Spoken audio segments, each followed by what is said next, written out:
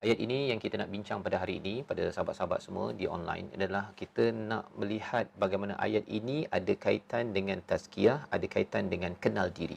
Ya, kenal diri. So kita lukiskan sikit, iaitu daripada ayat yang ke-62 ini berkaitan dengan peranan Rasul yang membawa Al-Quran, membawa wahyu, dan ada beberapa peranan kita akan tengok nanti dekat slide, di mana salah satu daripadanya itu adalah melakukan tazkiyah,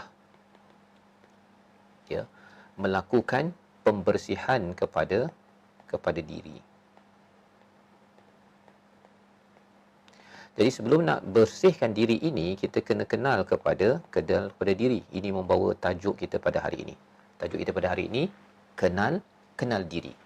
Ya, boleh tuliskan di ruang komen tersebut, kenal diri. Malam ni kita nak kenal diri. Macam mana Allah bawakan di dalam surah Jumaah ini, nanti kita nak cross check kepada kenal diri ini, nafs ini pada surah Asy-Syams. Pada surah Asy-Syams. Jadi surah Asy-Syams itu sebagai seruan untuk kita kenal diri. Surah Asy-Syams ini surah nombor berapa? Surah yang juz amma, iaitu pada surah yang ke-91, ya. Kita tengok dahulu. Auzubillahi minasyaitonirrajim, ya. Kita tulis kat situ dulu, 91. Ayat yang fokusnya ialah pada ayat 789, ya. 789. Tapi kita baca daripada awal lah, ya.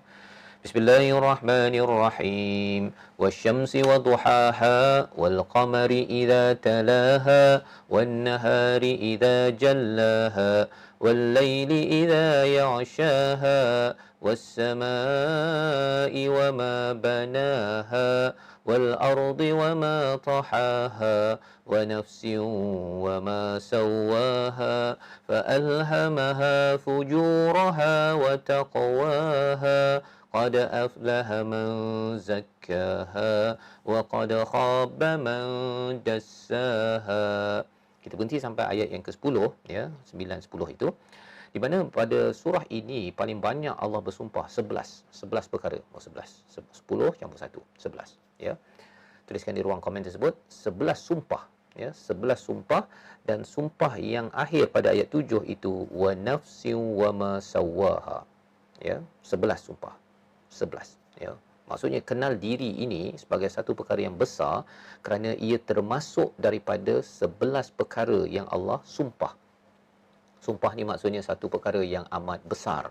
Yang amat besar. Allah bersumpah dengan matahari, bulan dan sebagainya. Dan bila ada langit pada ayat 5, kemudian pada ayat 6 itu bagaimana bumi itu dihamparkan.